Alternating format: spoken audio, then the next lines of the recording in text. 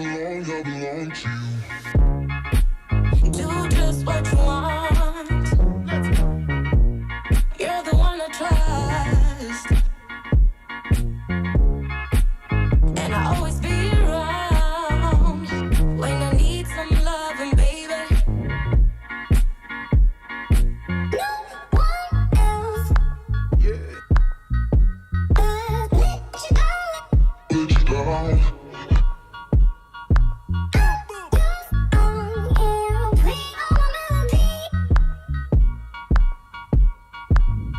Playing all my melodies.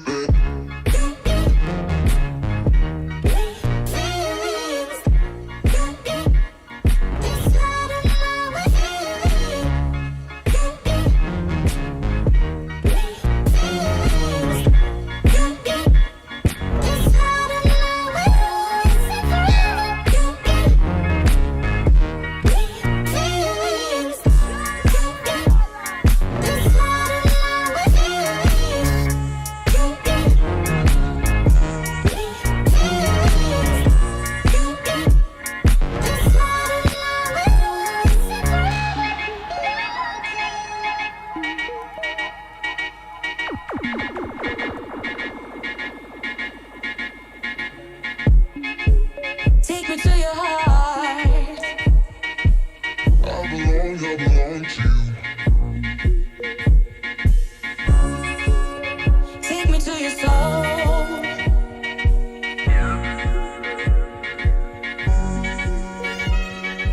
No one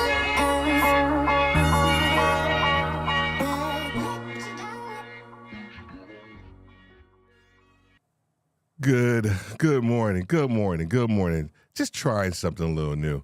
It's a work in progress, but I thought I'd try a little something new this morning from a countdown timer standpoint. I know you guys get tired of seeing my ugly face on the screen, so just thought I'd try something a little new this morning. It is Saturday morning, our Saturday live training. Welcome to Podcasters Live. We are here. We're excited. I hope you have your cup of coffee, your croissant. If you're over in the UK, you watch. I hope you got your cup of tea, right? My man Jamie, all those guys over there in the UK, over in the Philippines. I know you guys are rocking out, checking us out. So these Saturday morning trainings have been awesome. Our goal with these trainings is to truly provide you with information. So those of us who are of a certain age remember G.I. Joe. Not so much like the G.I. Joe movies. I'm talking about the G.I. Joe cartoons, right? One of the things they used to say is knowing. And then if you guys can finish the line, remember it says knowing. And then knowing is half the battle. Part of these Saturday morning trainings is to give you the knowing, is to give you the information. Now, then you actually have to do something with it, right? So today, our conversation is around who's listening to your podcast. We are going to be talking around different statistics from the Pew Research Institute around podcasting as it relates to here in the United States, and then also with Black podcast listeners, so that we can have a better understanding of what that demographic is actually listening to, Black and Brown is listening to, and how that can actually impact your content and everything that you do. We'll be right back after this.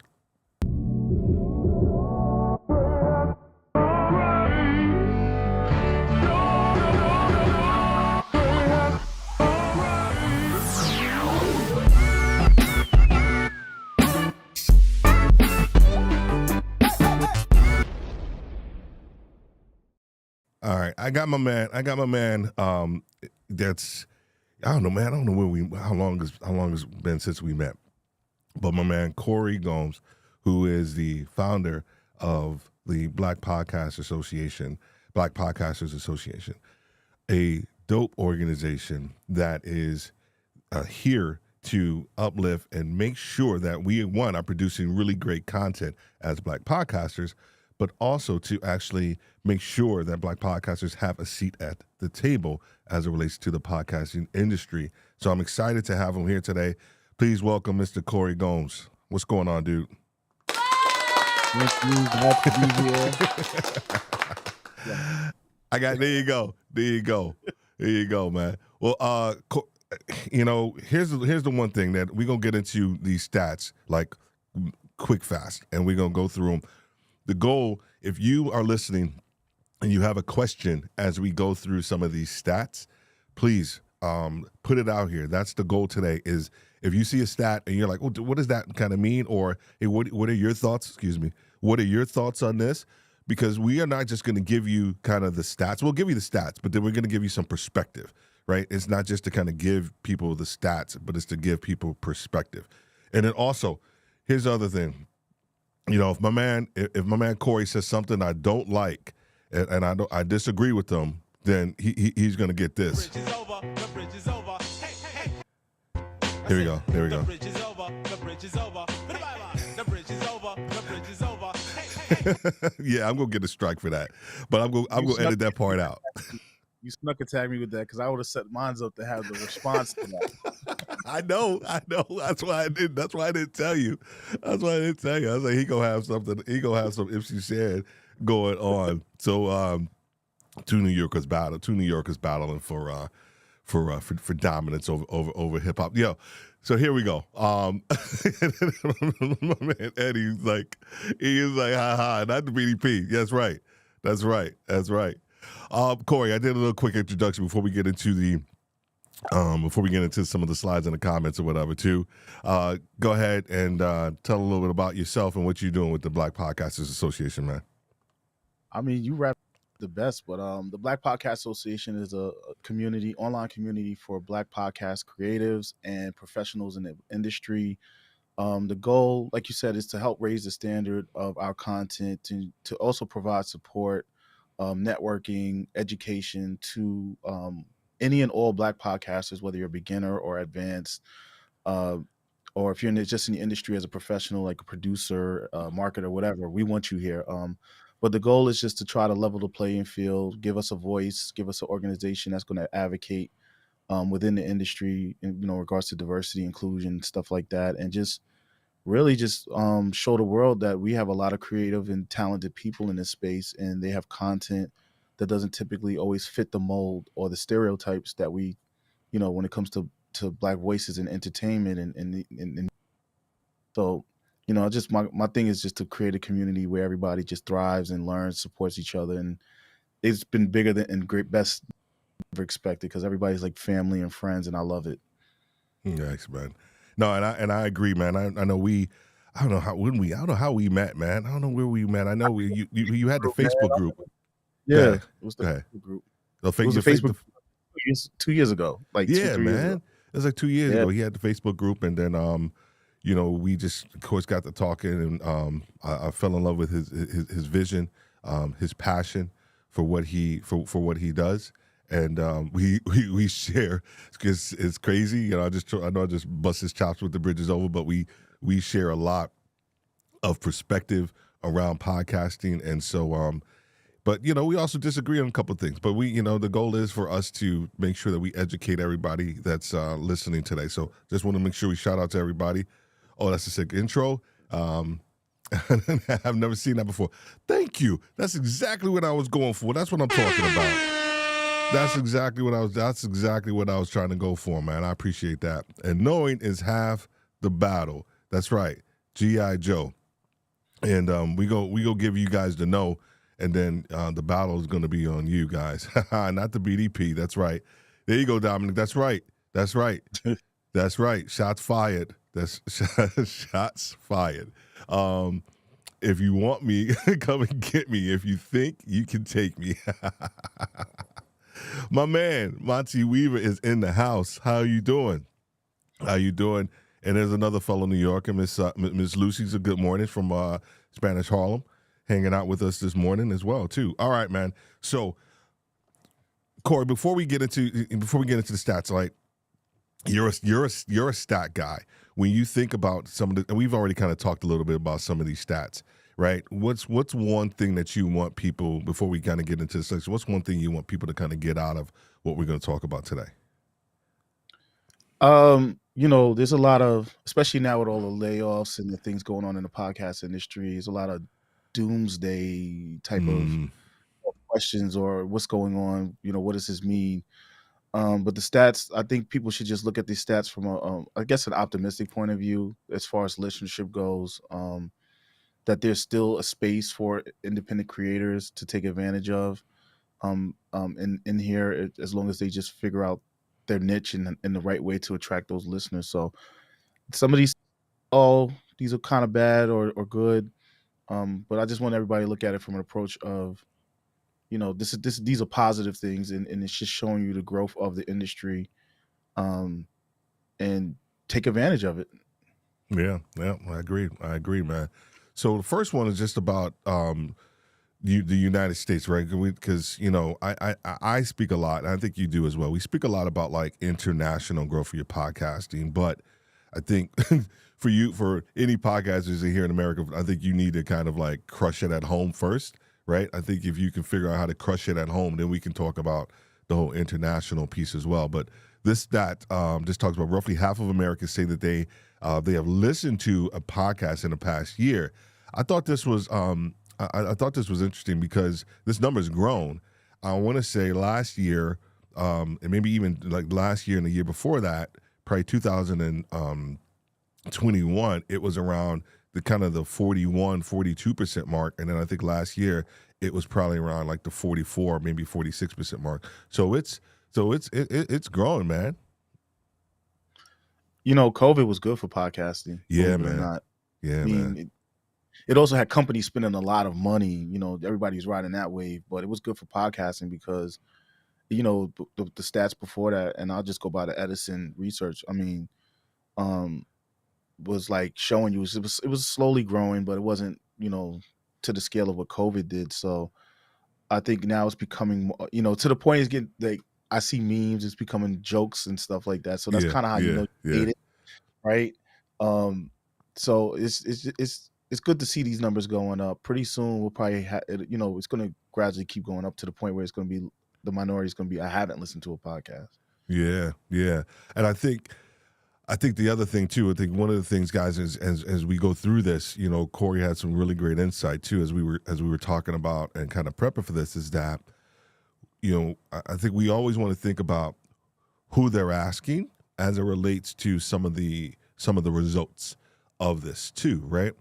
And I said that to say is because, a podcast 10 years ago, the idea and the definition of a podcast 10 years ago is completely different than it is today.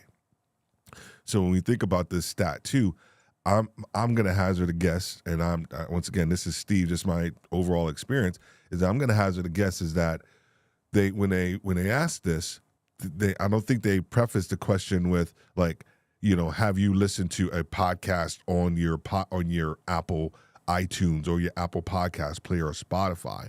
I think it's just, have you listened to a podcast? And I think the world that we're living in now, right, we have video podcasts, everything's on YouTube. And if you ask more people nowadays, when they say the last time you listened to a podcast, guess what they say? They say YouTube. They don't say, you guys hear me always talking about my Pocket Cast is my favorite podcast listening app. Nobody's doing that. Only podcast people are kind of like, rocking out listening to, podcasts on a podcast player. But I think that's, just wanted to make sure you guys have a better understanding of some of that stuff as we move forward too. So cool. All right, man. Next one, man. Americans listen to podcasts to learn, for entertainment and to fill time while doing other things. This one speaks to me in the context that when you have to know how people are listening to your podcast, right? Corey and I were talking. I listen to, I don't know how many different podcasts per week. And within how I listen to a podcast, I actually listen to them differently. Some while I'm working out, some while I'm actually preparing in here in the studio, all these different aspects. And so I think it's important, right, that you actually have to kind of figure out, how people are listening to your podcast. When you saw this, man, Corey, what were some of your thoughts about this one? I mean, I'm not surprised. I just look at my own listening habits for the past decade in podcasting. For me, it was like traveling to Manhattan on public transportation. Yeah, I had an hour and a half to just kill time. I would just download a podcast, listen to it. Um, I listen to podcasts while I'm doing my work, in the car, especially, when I was driving to work, I would listen to podcasts in the car. So I'm not surprised to see this stat. I mean, it's kind of what I expected. Yeah. Yeah, I think the entertainment side, and we're going to get into some more kind of specific things too. But we do have a question, and I want to make sure a couple more comments. Question at home first.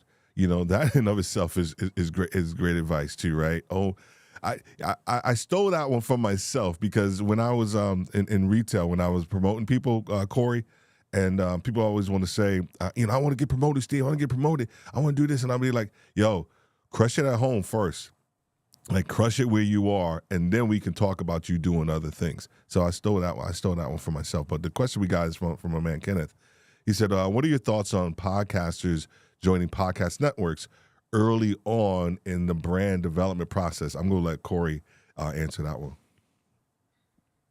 Sheesh. I mean, that's a multi-faceted answer, right? It Yeah. really comes down to the network, what the network provides you with support, or what it offers to the podcaster, what your goals are to try to accomplish. I think for a new podcast or someone early in the stage or building their podcast brand, definitely having something that offers support, cross promotion, the tools and the things that are going to help you to reach new audiences and grow your audience, is going to be very important. So if it's a podcast where everybody in there is hands on, they're working with each other, they're helping each other, they're cross promoting, they're advertising, I think that's a good move. I think if you're going to go to one where it's just basically like a business model, Yeah. and I always look at it like I'm always going to go to my music industry side, right? The record labels, right? The artist, the artist that's going to be the famous one or the biggest sell is going to always get the priority over someone who's smaller. You got to take that into consideration as well. But I mean, a lot of networks are different. It's kind of hard to just give you a drill down answer. So I would just say if you're getting started or you're in the beginning stages or middle stages, you got to really ask questions that are going to find out how they're going to support your growth. If they even do that, if there's things in place to help with, and if the other members on the network are, open and receptive to cross promoting or, promo swaps, all that stuff, feed swaps, etc. Yeah, I would agree, man. I think the one thing that when I left podcasting in 2012 and I came back, one of the things that struck me the most was after years in the business world, like understanding and seeing the competitive nature of people and being a competitive person myself, I came into podcasting with a healthy degree of skepticism around, people aren't going to want to help. People aren't going to want to share, right? They're not going to want to give you, some of the secrets of the trade and all these other things. And I was grossly wrong and incorrect about it. I found a community of people who gave, right? Who were like, hey, cut it up this way, Steve. Hey, think about it in this context. And so the overall arching, I think, community of podcasting is very helpful. You do have some of those people, like Corey said, that are super business minded and trying and I get it. Podcasting is becoming a business, and I can understand how they're trying to go after it. But if you are in the process of growing your brand development, some of that stuff you may have to kind of find out on your own. You can even get information as much as you want. Some of the stuff you just may have to kind of dig in and figure out making sure what it is that you want to stand for. But some of the networks are actually doing really well, and they're providing a lot of context and a lot of information to kind of help you on. I don't know if we answered your question or not, because Corey and I we have our own perspective on several things as well. What's going on into trading? How are you doing, man? Good to see you. Good to see you here. And then Matt says many industries that saw boom during COVID are seeing recessions, right? Of that boom now. What do you think is podcasting's its ability to retain in the boom in listeners and continue growing? Man, go ahead. Go ahead, Corey. You're the guest. I'm gonna let you go first. Thank you. I'm being mindful because I don't want to hear that BDP come out of nowhere on me. But I think to answer this question, I mean, like what we saw in podcasting now, what's going on, we actually saw happen in the early 2000s with the web, right? Remember the internet boom, right? It was all Right. this money coming in, all this spending, everything spending, and then when things started to go south, they started doing all the layoffs. Companies were going under, so forth and so on. So, podcasting is not immune to the same cycles that other industries go through when money is involved. I Right. think the one thing I always liked about love about podcasting, and I think is the draw for a lot of people is that there's not a lot of gatekeeping, right? And I think this Yeah. what we're going to show is going to show why to answer that question of how's its ability to retain education, entertainment. People go to podcasts to learn things. So you can't, as long as humans want to keep learning stuff or Yeah. knowing about stuff, never be able to stop that. And the beauty of it is that, let's say if all the hosting services were to go under, I can always go to spin up my own server, put up my own website, and still Yeah. be able to push out my own podcast. So I think that's the real ability to retain its listeners and continue growing, is that the independent podcasters are going to be the foundation of keeping the podcast industry afloat. Yeah, man. Starting in 2007, right? It probably podcasting for me for 2007. I think it started like 2004 was the first official like use of the word podcast, if I'm not mistaken. So podcast has deep roots, period, right? And so I think anything that that has deep roots, right? It doesn't matter how things get swayed and come and go to and fro. It's gonna stand the test of time. Podcast isn't going anywhere, and I think it's because of those deep roots. Before everybody and their mama found it in 2020, right? 2019. Like, what is this podcasting thing, right? Right. People were doing it for years. So the roots and the core aspects and I say ethos of podcasting was already established in the context that I want to have these conversations with people, and I want to put it out there where people can actually download it.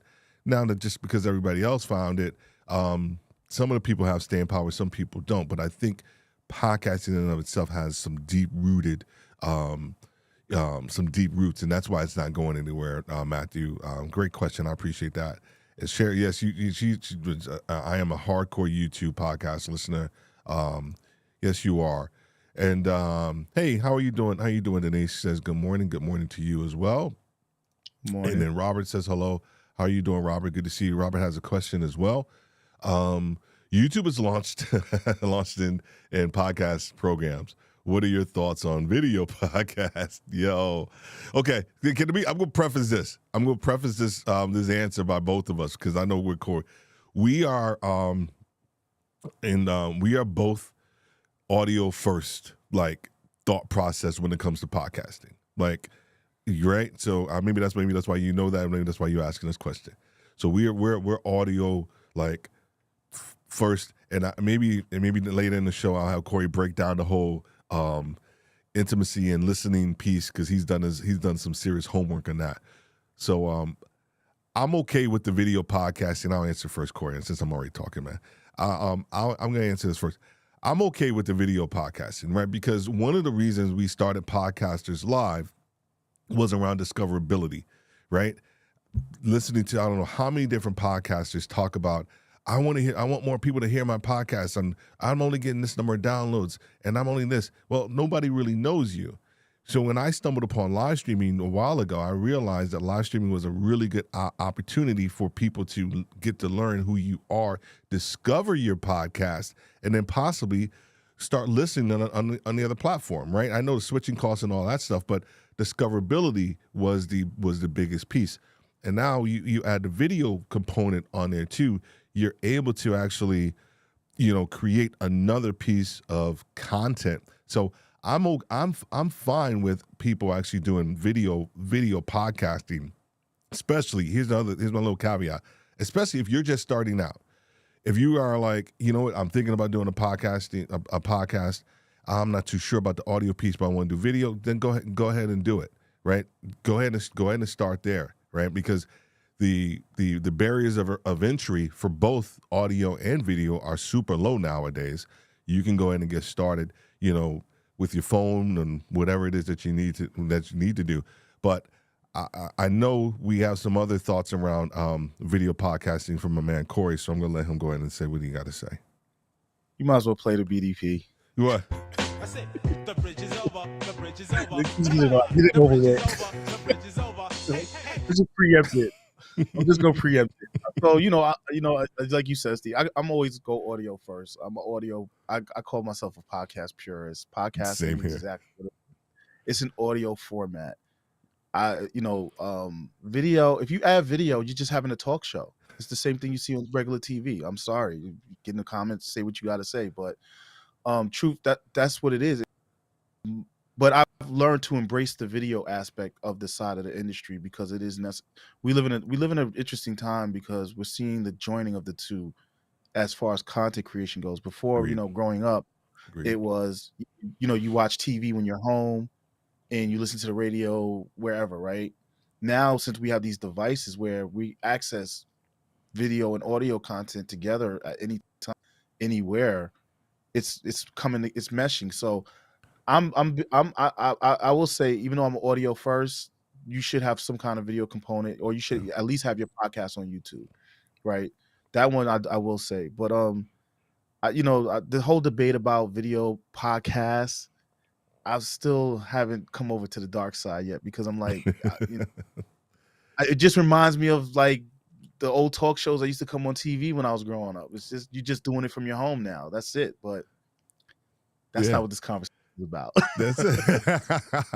But no, man, I think Sorry, Steve. Let me add. Go ahead. No, go The ahead. only issue I have with video podcasts is that it takes people's attention. Like I have to focus on a lot of times, unlike Cher, where she listens to a podcast, all day long, and you got to train your brain. But if a video is on, I'm going to stop to watch it. Where when we talk about earlier, listening to a podcast, I can do other things. I'm cleaning my house. I don't have to stop to watch it. And I try to do the YouTube podcast thing. It distracts me. So you got to know, you got to know who your audience is. You got to know who you are as a person, and pick the format that best suits you. So you should have both. Agreed. And then the one thing, because we talked about this yesterday. Just so Robert, thank you for you poked the bear with this one for both of us. But we spoke about this yesterday. But here's the thing, and I speak about it in the context of bandwidth, right? So, because when you do a video podcast, just like I said earlier, like crush it at home first, crush it where you are, and making sure that you have content that people want to actually listen to, and the ability to do a video podcast. I honestly feel I was listening. Here's what I'm going to explain my point. I was listening to Samira and Colin. They're YouTubers who actually have a podcast, and they were talking about this very thing too yesterday. And I was listening to the video podcast in my in my garage, and they were talking about the context of like when they do audio podcasting, they said they feel more free when they're talking about when it's just audio. They just feel like they're freer, like to just have a dialogue. And they said when the video piece comes on, there's almost this kind of change in what they feel like they have to say, and that they almost kind of kind of pull back a little bit because the video and the camera may come off differently. And man, I was just in my garage like amen. And because I think people don't understand that dynamic is that when you have an audio podcast, there is a more sense of freedom that you can actually you should feel like that you can have. But when you're in front of that camera, I honestly feel people get this. There's a different level of expectation that people want, right? Audio first, even with the video, and then if you're on video, man, you might as well look good, right? So anyway, all right, Robert got us started, man. Robert got us started. See, go ahead. I just want what you just said. I can hide. I can't hide with a camera. If I got to pick my nose in the camera, you're gonna see it, right? Especially if it's a live stream, right? So there are people who it took me a long time to get comfortable being in front of a camera, right? There are people who don't want to be in front of a camera. So that's why I say you got to know who you are and go with what you're comfortable with first, and then if you want to get into the video, work your way towards that because doing live streams in the Facebook group was what got me comfortable with talking on the camera and not being worried about how I look and stuff like that. Yeah, yeah. I remember those conversations, man, we used to have too. Look at you now, man. Look at Yeah, look at right. look at Corey now. All right, man. Y'all keep asking questions. I'm joking. I'm loving the engagement. Is it possible that video may be maybe better for some genres than others? Same thing for audio only. That's a great question, Dominic. Go ahead, Corey. That is. I never really thought about it. There goes Dominic just coming in and throwing a wrench in the game. You know what I'm saying? I think there might be. I think it is.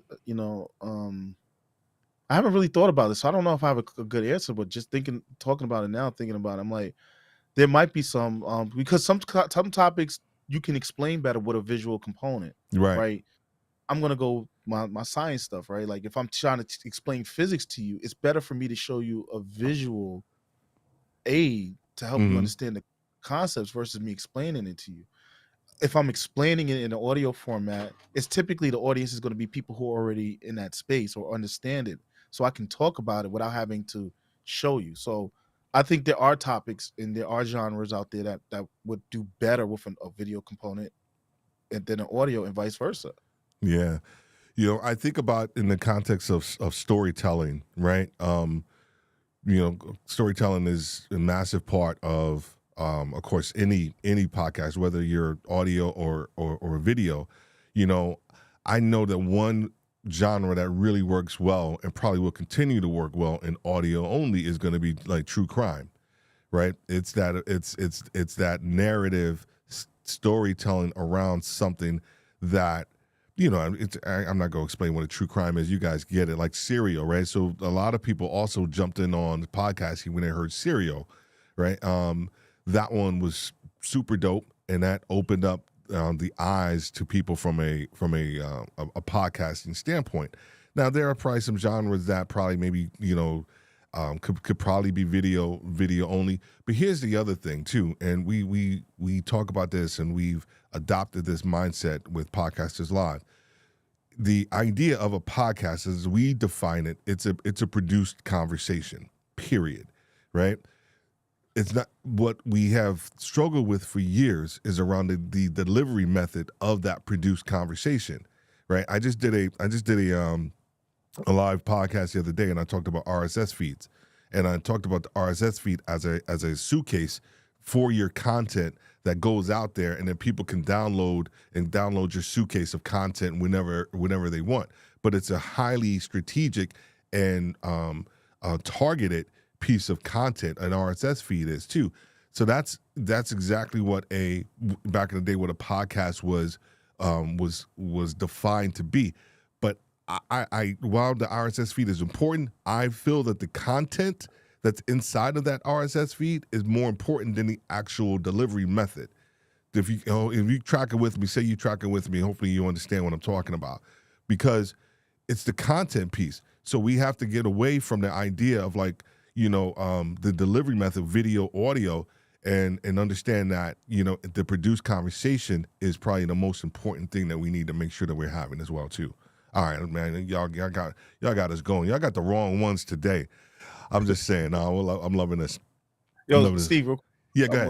Go ahead. So we got to, you said the storytelling part. You got to remember too, like the audio allows the person to use their imagination as well. Yes. Right. That's why the true crime. When you add the sound design and all that. I always say podcasting is what the radio used to be before the TV was invented. Right. It was a big experience. You got to use your imagination. You got the color commentary, people describing things. Also, we have to understand podcasting. You have those people who've been doing it for a long time and saying, if it doesn't have an RSS feed, it's not a podcast, right? Yeah. Like any other industry, it's going to evolve and it's going to grow and it's going to change as the technology changes, as the people who come into it change, as the needs change. So, what the car was in the early 1900s to what a car is now is completely different. Yes. So yes. we just have to understand that it's going to change and it's going to continue to evolve, and the definition is going to also continue to change. 100%. Chair's talking about, she was intimidated by the RSS feed and other perceived barriers. So that's why the listening to video podcasts. That's why she's kind of switched into that mode. But video podcasting such grew when I got YouTube Premium. Oh, That was without that, man. Listen, I don't know how people do it anymore. so Corey, I'll go play this for myself. That's it. The I'll bridges go play that for myself because I was not a YouTube Premium dude.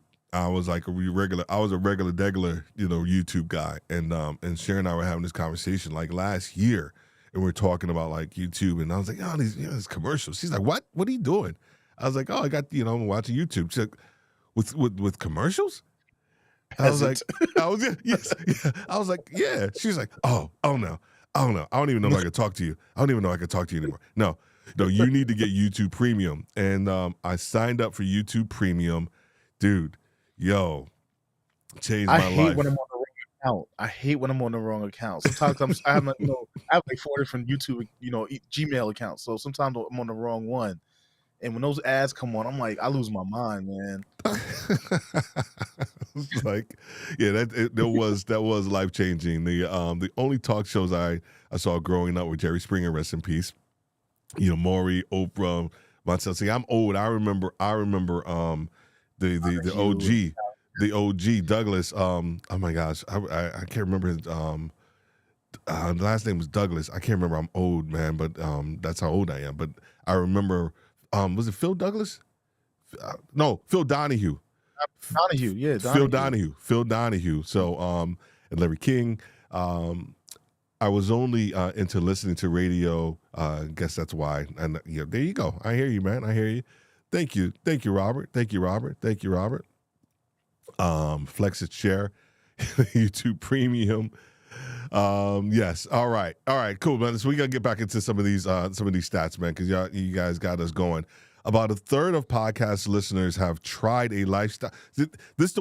We should have stayed this one for last. This is a dope one, right? This is gonna be some conversation right here on this one right here. About a third of podcast listeners have tried a lifestyle change because of a podcast they listen to. Watch the movie, follow social media. Made or tried a lifestyle change, right? I hope you guys are understanding the impact that you have on people when you step behind this mic or step in front of the video. Man, Corey, what were your thoughts when we were kind of going through this, man? You had some really good perspective on this. I'm gonna keep it real with you. I think this is probably one of the most important stats that 100%. 100%. I can tell you. So it's important because it just shows you the influence podcasters have, like, that intimate connection, that influence they have over their listeners, and how and the power you have from a brand perspective, to influence and to help people to find things they may never knew about, to help build products, to help build services. But when I saw this, I was like, this is what I've been looking for. Yeah. I'm trying to put together my little project that I'm working on, and I was like, how do I convey to some of these brands why they need to have a podcast? And this is it. From a sponsorship point of view, if you're looking for advertisers, this is how you flex. Like, you can use this stat and be like, listen, we're, as podcasters, we're moving people. I can make or break your product. I hate to say it that way, but I can, right. I think that's why you see a lot of like brands, like, especially TV shows have podcasts that supplement their shows and stuff like that as well, to help introduce people and influence them, like color, like if you the DVD space, right? Right. I used to listen to commentary about movies and stuff, so I think that's kind of the same principle. But I like this stat. I love it. I'm like, this is going to probably print it out, put it up on my wall as a reminder. When I talk to people about that you have people listening to you and they're trying new things, they're trying stuff, they're going out and doing things based off of what you said or your impression of something, or the fact that you may not like something. Right. So right. This shows how much power podcasters have. Keep talking, man. I'm looking for the link. Because Robert was asking for the link, and I want to put it in the notes. Right? So keep talking, man, while I'm scrolling. Yeah, My but I'm fault. just saying, like, like watch the movie, read a book, or listen to music. That's big. I mean, I'm not gonna lie. Like, I listen to a lot of when I'm working. I got to listen to music, so I listen to music podcasts. I have a couple people who I really love their music. One of my favorite podcasts shut down last year, but it introduced me to new artists, and I was like, and I like this song, so I would Shazam it and put it on my playlist and stuff like that. So I knew this was true, but I just didn't realize it because I was doing it. Right. But social media accounts, we recently heard that with the Edison research that and you can play the BDP because I was completely wrong, and I publicly say I was wrong. That That's all right. we found out that a lot of people found, especially in the Black podcasting space, they found podcasts through social media. So, the fact that you can build your social media platform and influence that as well through your podcast is great, and I think that's where that comes from. But made a lifestyle change, brought something promoted, talked about like all of these things.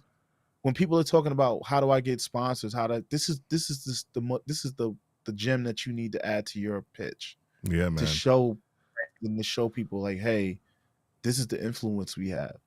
Agreed, man. Robert, I put the link in there. This is from the Pew Research Institute. Edison does some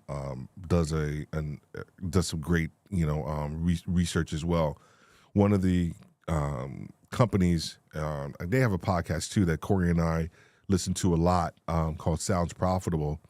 They are a strictly research based podcast, so they do just tons of different surveys and statistical analysis of the podcast industry. So that's another really good one to I would say subscribe to and listen to. They have a newsletter that comes out too. So one of the things that we want to make sure that is that people kind of get some of this information that's out there, because not a lot of people either even listen to this information or read it. Like Corey and I are constantly like sending stuff out. He's like, dude, I was just about to send that to you. Like we're sharing like stats and information. And I think that's how we grow, as a podcast, as podcasters as well too. Let me see. And then yeah, man, you're 100% right. Podcasts are influencers. I want to make sure we get on the comments because I want to go back to this one and kind of talk about it for a sec. 100% true. I watched K-dramas, watch movies, and attended festivals and things like that growing up. I'm telling you right now, it's extremely important that we understand the level of influence that we have as a podcaster, on our community. But here's the thing: people do stuff if they resonate with what you're saying. So I would when I looked at this, my initial thought was that people are doing stuff because they resonate with whoever it is that's putting it out there. So if you are just putting stuff out there, that doesn't necessarily mean that people are doing something based off of what you say, right? I think there's another layer to this. I think people are doing stuff. They're watching a book. They're following somebody on social media because they resonate with what you're saying. It's not just because you're out there and you're podcasting and you're live streaming that people are going to do what you say, right? I love MKBHD. Sharon don't like him, but I like him on YouTube. He just came out with his whole brand new sneaker. Love him, but I ain't buying that sneaker. I'm not that big of a fan. He can't influence me that much. I like what he does, but he can't influence me that much. So you have to understand that this stuff is based off of the fact that people are resonating with what you're saying, and they're going to take action based on that too. So making sure that you have your right audience first and foremost, I think is extremely important as well. So I didn't want to gloss that point over too. That I don't want people to think just because they podcast and people are going to do something. It don't work like that. It don't work like that. Yeah, podcasting is, it's intimate. It's a level of intimacy that takes time to develop. You're creating a relationship. So, the people who are gonna who this probably really are answer these questions are fans of those podcasts. They've been around for a while. They they've gone and they've listened to, they've listened consistently. Don't, as a podcaster, just because you see this doesn't mean, hey, people are gonna come listen to my podcast and immediately go watch a movie just because you recommended it. They're gonna, Yeah.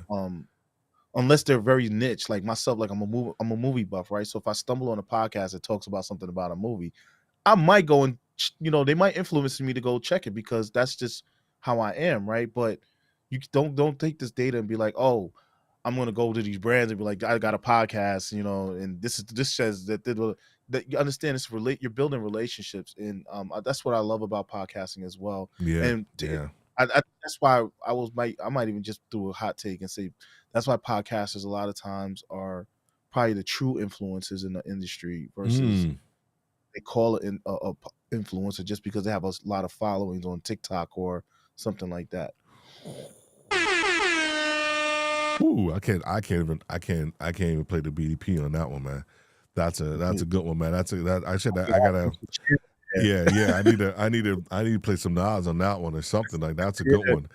Like, made you look or something. I should have had that's what I'm gonna have next time. I'm gonna have the instrumental for that one. But that's a whole nother topic, man. That's a whole nother topic, man. With the whole influencer thing. Okay, all right. Most listeners get their news on podcasts expected to be mostly accurate. This one, this one. I don't know. I didn't know what to think about this one when I put it up here and we were talking about it. My issue is is that a lot of people get their stuff, and I get it. A lot of people get their stuff from Facebook and all these different social media and all these other places too, right? Even certain news channels, of course, can be skewed, right? But at the end of the day, that may not even matter. Most people are still looking at podcasts to get their news. So I guess it doesn't matter the rightness or wrongness of the information. People are utilizing podcasts as a tool to get their information. Do you agree with that? This one for me is an area of concern. As I always talk about, like last year, we had a thing about defamation and liability, libel and stuff like that. We had a couple of ups on that in the BPA, and I remember I started a conversation asking our podcast journalists, right? And I got a lot of pushback. People saying they're not, but here we are. Mm-hmm. And I think because of the political climate and during COVID with the whole thing with fake news and the media, and I think people finally, the world slowed down with COVID, so people got a chance to really sit down and realize what's going on around them. Yeah. And unfortunately, as we saw what happened with Fox recently, we see that these news media companies are, they're products. They have advertisers. They have what's the word, initiatives or whatever that they're trying to, narratives that they're trying to put out. And I think with the Trump presidency, people just became, on both sides of wherever you stand, a lot of people just became like, I'm done, enough of this, and it pushed a lot of people to podcasting. The reason why this is dangerous to me is because podcasting can create echo chambers. Yes. And where they say here 87% said mostly accurate. Again, my question to them would be like, did you ask them, well, do you question where they verified their sources from? Are they, what's the process that the podcast is using to give you this news?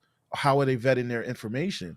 So this is good, but it's also bad. It's like I'm like, it's, for me, raises a red flag because I'm just, me as a person, I'm like, where are you vetting your information from? Yeah. Just but it shows also it's reflective of Agreed.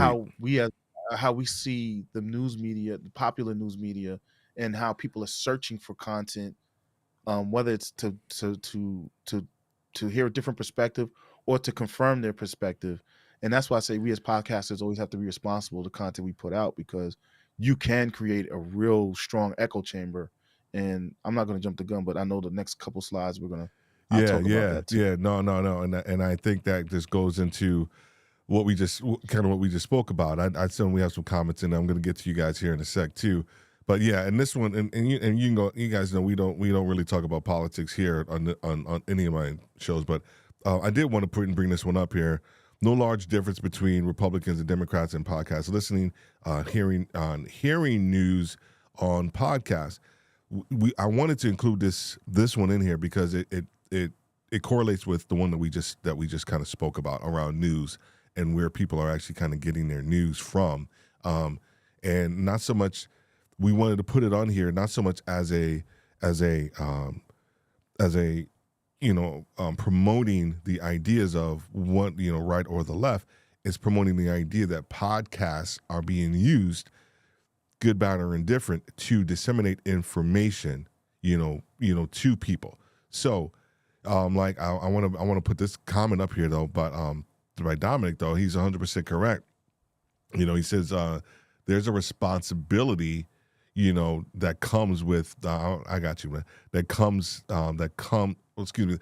with this mic. It's not all fun and games. 100% agree with that. So I just wanted to put that one up there too, before we kind of move forward too. So then this not the last one. We got a few more too. Just over half of listeners say that the podcast they listen to includes some political opinions, at least sometimes. So wanted once again put this information up here to show you that when you are creating your podcast, when you are disseminating information and your thoughts, it is a powerful vehicle because we kind of set it up earlier, right? We spoke about podcasts. People are making decisions based on listening to you, right? They're making life decisions based on listening to what you say. Here's some of the kind of byproduct of that, whether it's a political standpoint or news, whatever. People are listening to you, so understand that with great power comes great responsibility. There you go. I don't know what movie that Corey. What movie is that one from, man? Which movie? What you I talking don't about? know. I said with great power comes. You talking about Spider-Man? Boom. Come on, man. Uncle Ben. I was about to BDP you. Yo, go back real quick though. We also have to understand. We as podcast, we like to always tell people you need to niche down, right? Audience. You got to also understand when you're finding your audience, right? That means people are listening. They're going to connect with you because you're talking of interest to them, right? That they want. So we have to be responsible. We have to be on that power, like you said, with that power. If I'm looking to how to learn how to, carpentry, right? I'm not, that person's going to have more of an influence over me because I'm looking specifically.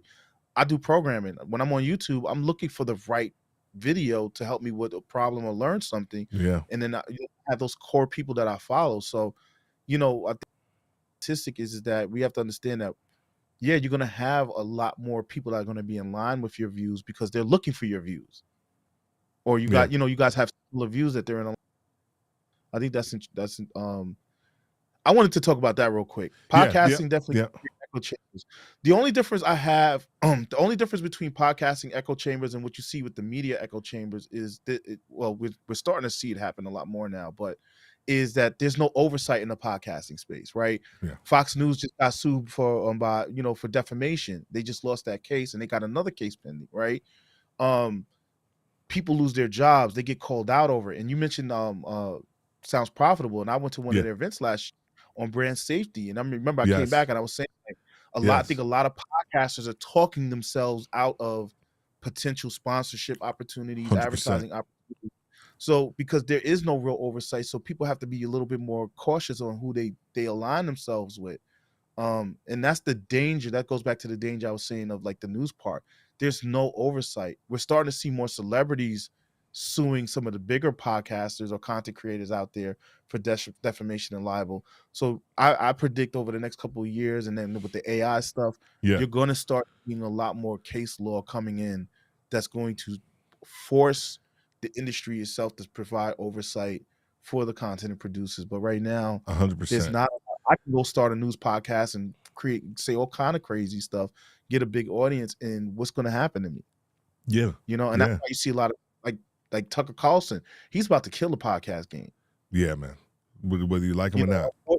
whether you like them or not, because now you just, and that was the thing where I had with the censorship portion. You sent Alex Jones underground. You sent a lot of these different people underground, and their followings are now even stronger and bigger than what they Yes. were when you let them run free. Yeah. So Yeah. this is I the mean, dangers. the gloves are seriously off. Like, you can say, we say this all the time. It's your podcast. Like, no one has to greenlight your stuff. You can say Right. whatever it is that you want to say, and so now you just unleash the beast. And I don't like to say stuff, especially like talking about a study or a company. And I can't remember their name, but I will try my best to put it in the maybe in the show notes. But to further your point around people saying whatever it is they want to say on the podcast, there's a company now that is actually creating, it's almost like, how everybody's, talking about the blue checks, for IG and Facebook and things like that. They're kind of doing something very similar to, for podcasters, because as a podcaster, yes, I can say whatever it is I want to say on this microphone on my podcast. But guess what if I have an IG account and I'm spewing all types of hate speech on my IG account? But over here on my podcast, I'm all nicey, right? So there are companies that are actually vetting podcasters across all social media platforms so that they can present them to advertisers, right? So you have to understand that piece too. So you can say whatever it is that you want to say, maybe here, but if you across all the platforms, if you're not consistent, then we're starting to get into that age where advertisers, they don't want to be blindsided by something, right? That's what happened with some of the stuff with CNN and Fox News. People were getting blindsided by potential things that were going to be coming out, and that's why they made some of these decisions that they made. Like the Netflix series Beef, right? Look what happened with them with a podcast that happened 5, 10, 8 years ago or something like that. Statements that were made back then. Yeah. I mean, so you're going to see a lot more vetting and stuff like that happening, which is, I think. Yeah, man. People see journalism degree as a professional designation to call yourself a journalist, even though it's not. The similar attitude that a real podcast needs an RSS feed. That's not true either, right? So she's just saying that. Americans on average don't realize our impact on the world. So when you have podcasts spinning, hot garbage without any checks, we are literally leading to life-destroying scenarios and behaviors, right? Yeah, I mean, just like Dominic said earlier, you got to have a responsibility, for what it is that you put out there. And then just want to make sure I want to get everybody's stuff up here too, because you guys are doing some amazing stuff in the comments, and I appreciate it. It comes down to the individual. There should be dual accountability. Podcasters must be responsible, in the info that they put out, and listeners should do 100%, do some due diligence. I listen to things I like, as well as some things that challenge my thinking in order to find balance. When I first lived here in Atlanta, there was a guy on the radio station, and I talk about him. I used to talk about him all the time back in the day. His name was Neil Bortz. He was, and please just understand what I'm going to say. He was a libertarian guy, but he would speak with such conviction about some of the things that he talked about, but things that he was saying was just like super smart, and they were just common sense. Like, dude, oh my gosh. But what he would always say, and I did it each and every time. He's like, if you don't believe what I'm saying, check the sources out. Check my sources. Check this, check that.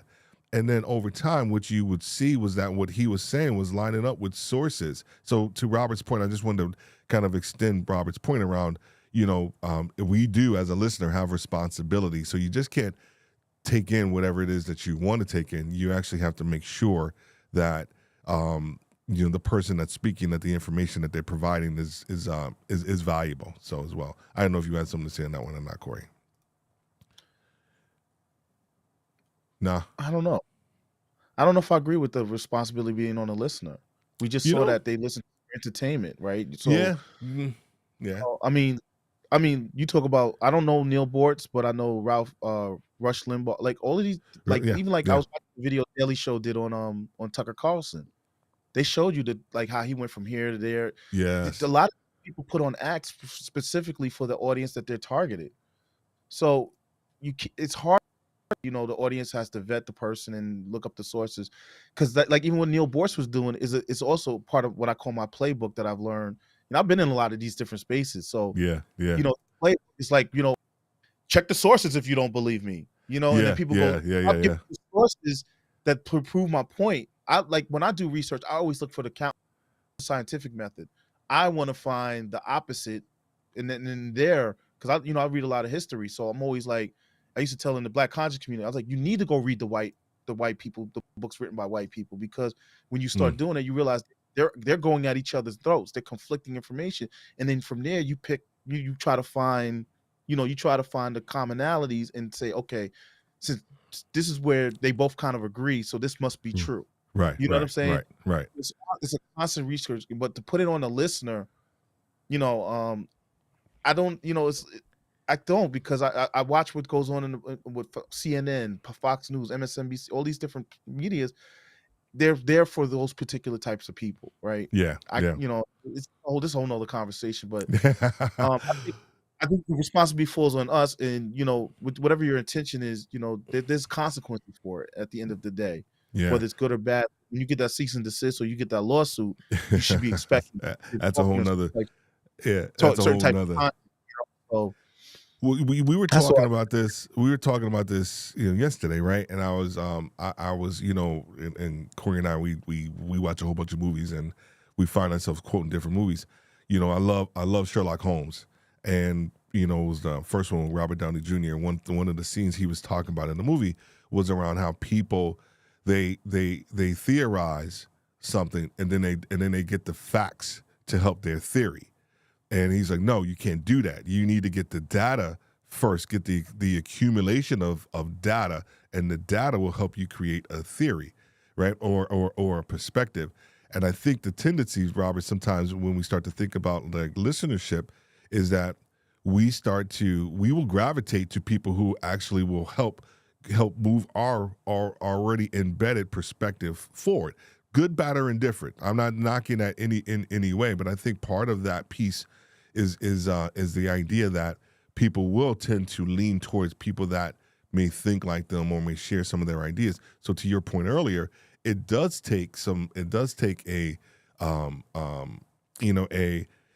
discipline, if you will, to listen to things that are contrary to probably your inner belief that may help you kind of from a balance standpoint as well too. So I appreciate that comment, man. I just want to say, like Robert, yeah, I was upset when they took Alex Jones off of YouTube, because that was, for me, it was like I would always go back and watch. I always wanted to know what the other side was thinking, and who was because he had such influence. I wanted to always know, like, listen to what he was saying. So I always had my counter, or I could always do my research before, because I have friends that are into that stuff, and they always come, because they know how I am, they would call me up. So I was always like, let me sharpen my sword. Let me make sure I have the ammo in the belt. And when they did that, what I didn't want to do was go to his website. Like, I'll go on YouTube, but I didn't want to go to his website and then give him, give that person the stuff that they need to continue to do their business. So now I don't go there. I don't pay attention. When somebody sends me something, I might watch it or listen to it, but I'm not actively. So that I don't want Robert think I'm like, one of my point was, but not everybody's like that. We have to be careful when we say that. When we think of it in a perspective that sometimes I've learned over these years, not everybody's like me or thinks like me. So I can't expect that from them. Really? No, people don't think like you, Corey? Everybody don't think like you? This is not my channel, so everybody, hold on a second. The bridge is over. The bridge is over. You know what I meant, man. I thought before we got on, I was like, he's the troll king, yo. He's like a little Jedi, like, he's like Obi-Wan, like, these are not the droids you're looking for, but he does it on trolling, real subtle. I love it. Oh, I was thinking about that. I literally just thinking about it this morning, and I was like, oh, I got it. Like, yo, if you don't say something I like, I would just, it doesn't matter if you don't say something I like. That's not the point. It was just like, I got to do something, because we're both hip hop heads, and Yo, we could go all day about it. So anyway, all right. So here's a say what? Say what? You knew your audience. Yeah, man, that's it. That's it. So we want to move into a different conversation, man. Listen to me. I know it's 11 o'clock, but it is what it is. I appreciate the people that are here, people that will be coming and leaving. Thank you for being here. We do have more, but the conversation has been so dope that you know what? I mean, you guys know me. I can go all day, right? I'm like Captain America with that one. So I can do this all day. So we do want to get into, because we spoke about it in the context earlier. Just the previous stats was just about like American, in America, right? Stats. Well, we wanted to kind of take just a deeper perspective, on this as well, and talk about it from a Black and Brown podcast listener perspective too, because I think it's an important demographic that we want to talk about too. And so part of this is that U.S. podcast listenership roughly the same across racial and ethnic groups. Corey and I were like, when we saw this, we were both like, yo, this is crazy. And the stats around what people may say and put out there in the ethos or whatever, to actually what is actually, kind of being, researched and reported as it relates to Black and Brown people, with podcasts. So I want to say this. So to a lot of the podcasters and live streamers and people out there are Black, one of the things are, oh man, our people don't listen to it. Don't listen to our stuff. Yeah, they do. Yeah, they do. I would even say that this is probably even on the lower side. I would think this is even on the lower side. Corey, what were your thoughts when you saw this, and from a stat standpoint? I was surprised. I was happy to see it. I mean, I knew it was going to happen eventually, because I remember I used to look at the Edison research stuff year after year, and I don't know, maybe they have different metrics or different questions they asked this, but I remember there was such a huge gap on their counterparts in Latino listenership. Black Latino listenership were kind of even that years switch forth, like 13, 16, 15%, like that, those kind of numbers. But to see this, and there's also really what you see the Hispanic and Asian listenership go up, especially the Asian, because we don't really hear them that group of people talked about a lot in this space. Agreed. But Agreed. These numbers, the way they are, just shows you, like, it's like, one, podcasting is getting into new market. Well, this is the US, but I think with COVID helped with all of this, right? It helped expose all of these different groups and close the gap. So I'm happy to see that, and we can no longer keep saying, well, our people don't listen to podcasts, because the numbers are here. It shows us that we're right neck and neck with most of the other communities that listen to podcasts. Yeah, and I when I saw this, I also thought about the spending power in the Black community is massive, and so I think being able to utilize podcasting to grow the kind of perspective of things that are taking place in the Black community, but also from a marketing, standpoint, where we have seen, different podcasts, $1 million game, right, blowing up and doing just amazing things and getting these big contracts. But it's not so much just the contracts; it's the advertising that's associated with the contracts, because of the demographics that people are actually listening to. So I think we also have to think about it in that context. And so when we start to think about the growth and the balance that we're seeing in podcasting, I just think this number is going to grow even more. So that's why I feel like I actually think it's even a little lower as well too. But that's just my own thought on that one. Go ahead. That goes to the question we were talking about yesterday when we were talking. And you mentioned earlier, who are they asking these questions to? Yeah. Right. Black people tend to not participate in these types of when we hide it from bill collectors. So when those random numbers call you, you be like, I don't know who this is, I'm not picking up. But we don't always, I maybe done 2 Pew Research conversations over my life.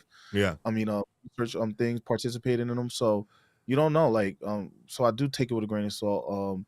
Also, one of the things I noticed on, and I think when we get further is like, when they mention Hispanic, because within the Yeah. Hispanic space, there are, and that's why I don't like using that word too much because it identifies black. So it's kind of like, or it's that weird one. That's that weird demographic that Yeah. Yeah. you got you got to pay attention to. So where black might be Mm, identify themselves as Hispanic versus, they might consider black as well, but they consider themselves Hispanic first.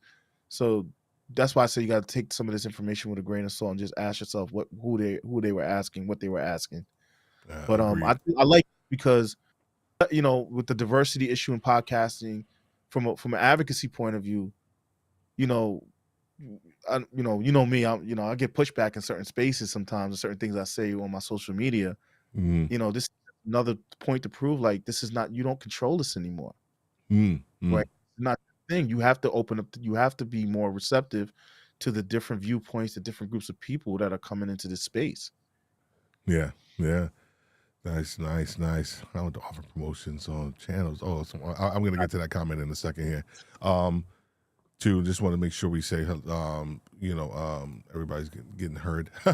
Matt's like, yeah, a 4-hour, yeah, is the limit, man. Yeah, I can't, man. I don't know. I was on with James the other night, and I don't know, my audio and everything started acting up or whatever. But I think James, it was on like for 3 hours or something like that. Spending power for us and is crazy. It is extremely crazy. So then James says, so we as creators have a duty to ensure the content we put out in the universe is of quality and rises above the noise. 100%, man, 100%. And then exceptional shape. I want to offer promotions on channels, viewers, bots. The price is lower than. Is this a spam? I'm like, what is that? That is spam. Let me get that off the screen, man. Somebody, James, you were on Twitter? Is that Twitch? They might have got that might be on my side, yeah. That's you. Because I wasn't on Twitch. I'm on Twitch. I was like, hold on for a second, man. Anyway, that's funny. That's funny. That's mad funny. That is crazy funny. That's funny. All right. All right, so we're going to a couple more guys, couple more Black podcast listeners are more likely than those of other races and ethnic groups to listen in order to keep up with current events. Go ahead, Corey. I know you had something earlier yesterday you wanted to say on this one, if I'm not mistaken. Look, I'm going to come from the Black Podcast Association point of view. I think if you're Black and you're in this space, this is important for you to understand about your listenership, especially if you're targeting Black audiences. We are look at the numbers. It shows you that we're out here more active and looking for content, looking for those topics that we want to hear. So it's an opportunity for Black podcasters, especially, to find lanes to create content for those audiences that are looking. I have a cold, y'all. I'm sorry. That's all right. But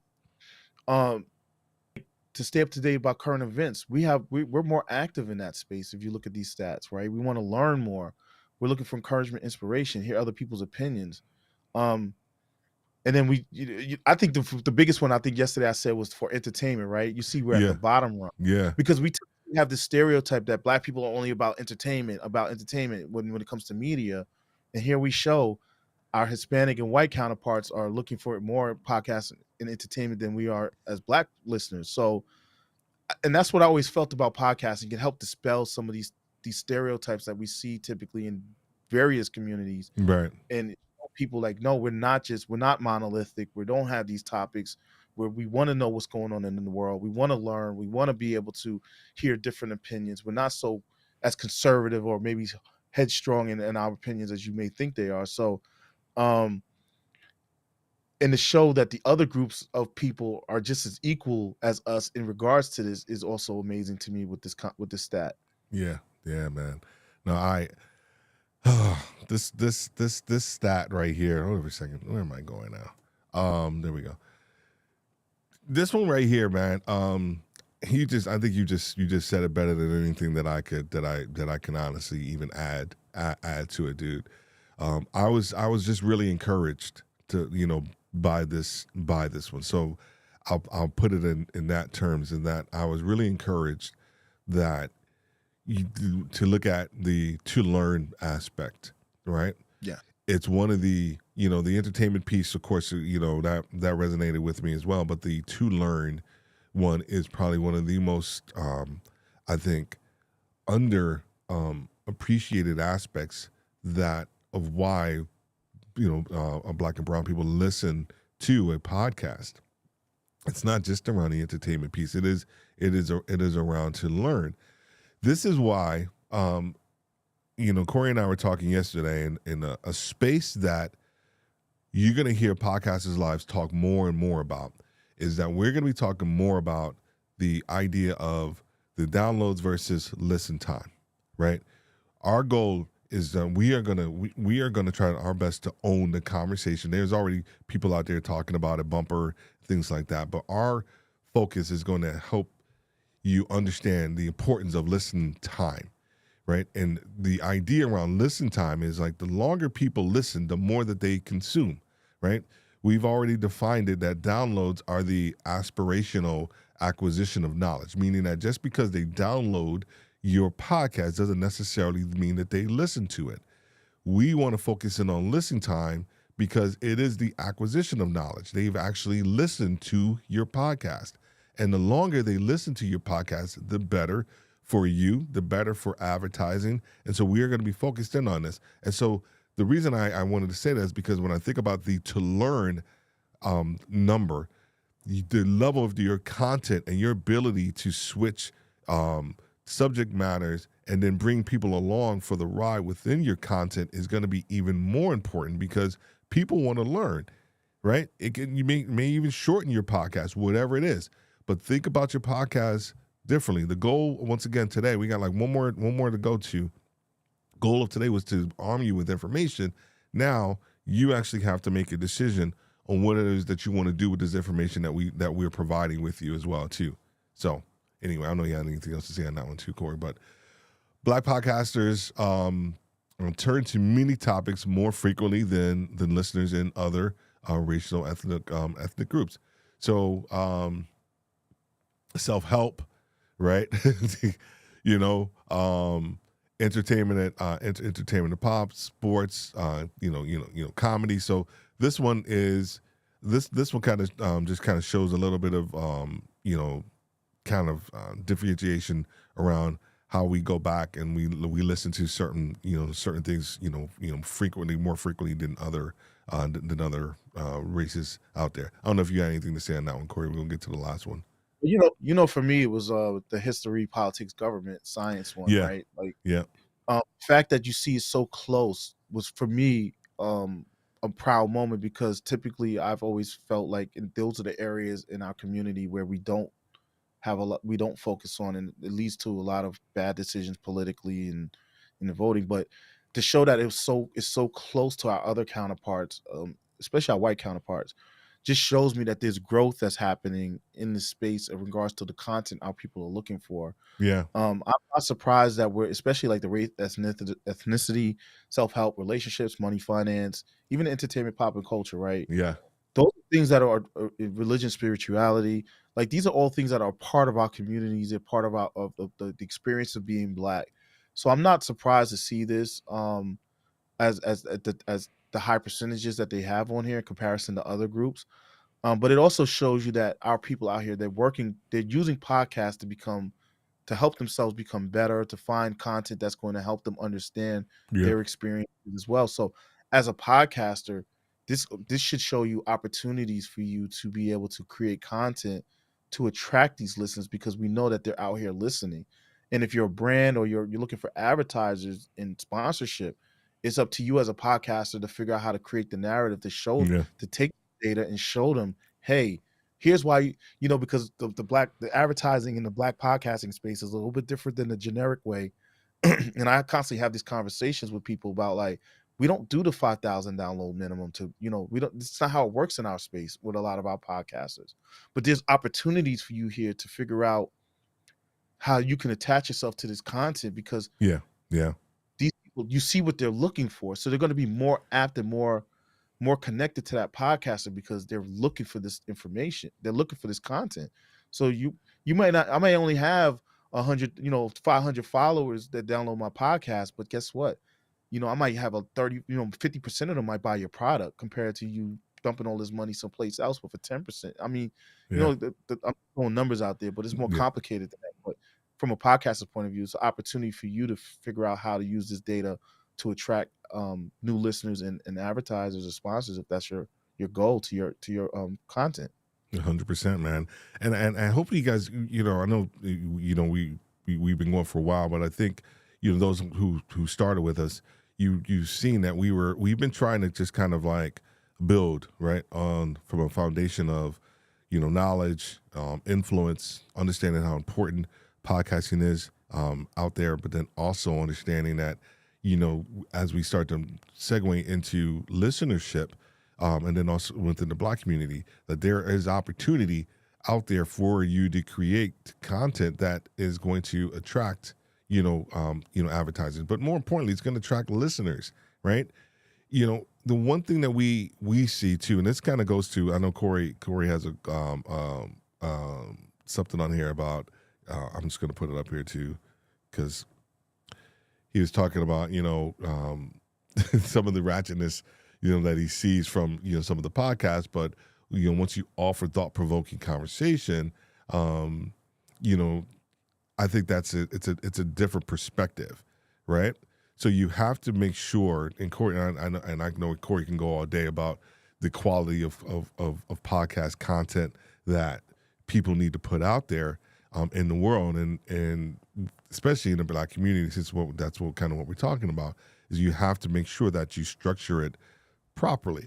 If there's one thing that I can say is that I know Black Podcast Association is strongly, for making sure that as a Black and brown podcaster that you're putting out, quality content so that you can take advantage of some of these stats. I think we got one more. I think this is the last one. Black listeners turn to news podcasts more than white and Hispanics. So this is interesting. This is interesting because one of the last ones we looked at where people get their news from, right? And we start talking about echo chambers and all these other things like that too, right? So I think this one has relevance to kind of further that conversation around where people are going to actually get their information. Good, bad, or indifferent, podcasts are where people are going to get that information. What are your thoughts on this one, Corey? I think it's the convenience, right? You don't have to. It's on demand. Yeah. On demand. Like if I watch a news channel on cable, I have to go through their cycle, right, to get to the content. And they might talk about it once and you'll never see it again. Whereas podcasts, I can go back and go back and listen to it. But I think also I could be wrong. I don't speak for all Black people. I know me paying attention to the news and know what's going on, because a lot of it does have an effect on my life, right? If there's policy changes going on in the government, it hits people of color communities harder than it does the trickle down effect. So I want to be on the know. I want to know what's going on in the world. But I think the podcast option for is, I don't listen to a lot of news, so I can't tell you the formats, but I'm going to assume for some of what I know, it's control. It's especially what I think one of the stats said. The summary of the news, right? Yes. You want to know what's going on. You don't have time to sit down and you have your life, your work, and your family balance. You don't have time to sit here and go through a whole 15-minute segment on a news topic. Somebody summarizes it. Cool. Okay, I know what's going on. That I think that helps a lot too. But it was interesting to see that we do it more than other groups of people. Yeah. For me to really answer the question, I got to know what type of news is it and stuff like that. But it just shows that we are connected, and we can tend to a lot of times be more well informed than other groups, right? And about what's going on in the world as well. So I just like seeing these stats because it dispels a lot of stereotypes of just the generic aspects of Black Americans in America, Black people in America, and Yeah. even my own. Sometimes you get like what that comment said about like you see the ratchetness and all that stuff. Sometimes we forget these algorithms. It's not just the content you consume, but like if it's a social media friends and people, it's also bringing in their preferences as well. Yeah. My friend and I, my good friends and I, we still do it to this day with our YouTube channels. I worked very hard to curate my YouTube premium channel, right? I wanted to show the content that I wanted to show. Every Right. once in a while, I'll find a ratchet video and shoot it to my friend because I know it messes up his algorithm, and he'll do it to me. And then your whole thing is thrown off. And we got to remember this stuff. So when we see like, unfortunately, like especially with like TikTok, you watch one video, all of a sudden it just keeps giving you the Yeah. same video. And that's why sometimes we look at the world from like we're in our own little circle, and that's the echo chamber part. So I try not to, I'm vocal about what I call trash content, and especially in certain spaces in the Black community that is popular. And a lot of times, I think that's what people they see somebody get success.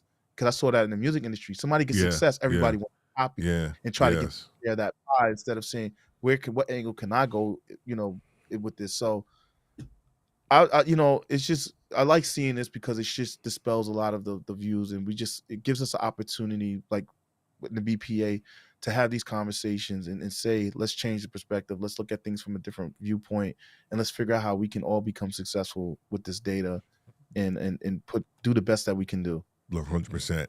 And guys, I say guys in general, but guys and gals, if you have any last comments or questions or something like that you want to answer, you want us to answer, please make sure you go ahead and put it in the comments because there's a little bit of a delay, of course, between the time that you guys send something in here and we actually look at it.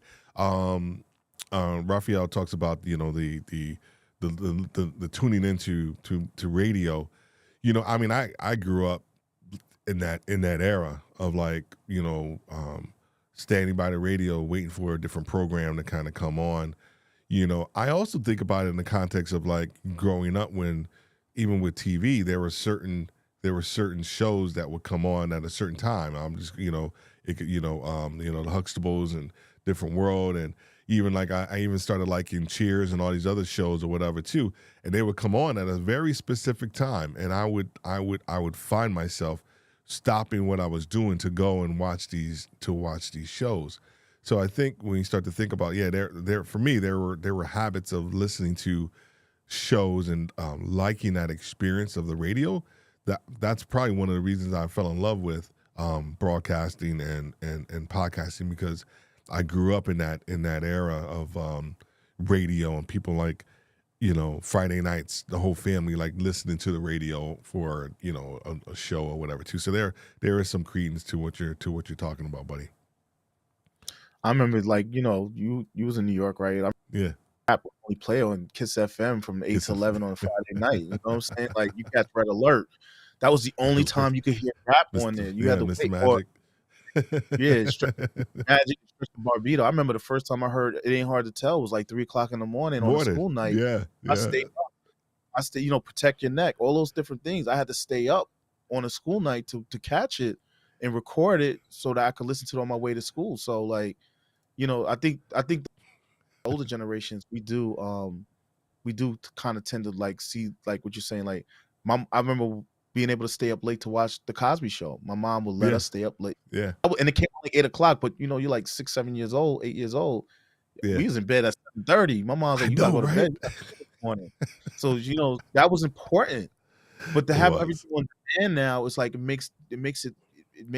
it's convenient. Yeah. Yeah, it does. It does. It makes yes, I'm old. And you just as old. Corey's not as old as we are, but he getting up there, I man. drink a lot of water. My skin is nice. He just he's freshly shaved and everything, man. Looking all that. All the grays are gone right now. Yeah. You were looking rough yesterday, man. Well, we both were. I had my glasses on and all other types of stuff, man. So we were both in like, work at home mode, we had to get fresh for the live stream. Man, Corey, dude, I appreciate. I don't like this one. I like this one. I appreciate you so much, man. For coming here. I know this.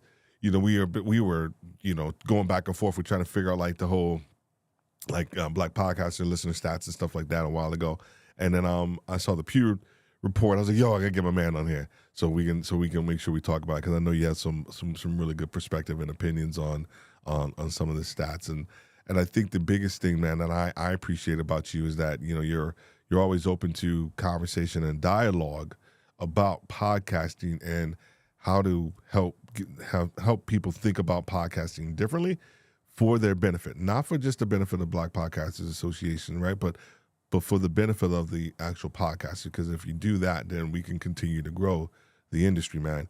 Give people some some word of advice, man, or some perspective, from all the stats that we listen to. Just kind of summarize some of your thoughts, and then and give some people some stuff to do. Just throwing me on the spot. I wasn't Of prepared for this course, part. of course. Some words of encouragement. Just keep trying to make yourself, keep doing better. Like, I take what I learned in programming. You constantly want to write better code. You keep iterating, keep looking for places to improve your content. Be open to feedback, good, positive, negative, whatever. Be open to the feedback. You gotta learn to discern the trolling from bad feedback, but keep trying. The industry is still moving forward. We have new markets opening up, in Africa and Latin America, Central South America, out in the Asian communities and stuff. So it's going to be an opportunity for you to reach even more broader audiences. Not to be egotistical, like as an American, but since we kind of established it, those people are going to be looking towards us. So we do have a responsibility, if you're really serious about moving the industry forward and putting out great content, to show them like, hey, encourage them to step their game up, but also to do it in their own voice as well. So I'm like, I'm very supportive of that, of those communities as well. In this, we need more companies to do this type of research. So it's up to us as people in the industry to keep pushing and keep screaming at the top of our lungs. We need more research. We need more research. Yeah. It is also important for us when we get this data to challenge it, ask the hard questions, put it out there. Like, someone shout out to Carrie Ann of Breadfruit Media. I remember when we did the Black Podcast Listeners Report, she was like, well, what about, she's like, I hear about the Black side, but what about the Caribbean side? Because it's a whole different experience. Yeah. Look at these statistics. We have to take that into consideration, as well as how people identify and where they come from regionally, because the Caribbean community in America is a part of the U.S. or listenership. But how does that reflect? So, I guess that's what I'll say on that part. But anything else? What was the other part of your question? Yeah, whatever. Speaking of trolls, this is the biggest troll right here. Don't hate on my man Holland. And don't hate on Holland. He is a beast. Y'all knew he was going to be a beast when he came to the league, and he's in beast mode, and we are in beast mode. What I'm talking about, guys, is we're talking about the Premier League soccer. We call it football. Raphael and I call it football because the rest of the world calls it football. We only call it soccer here in America.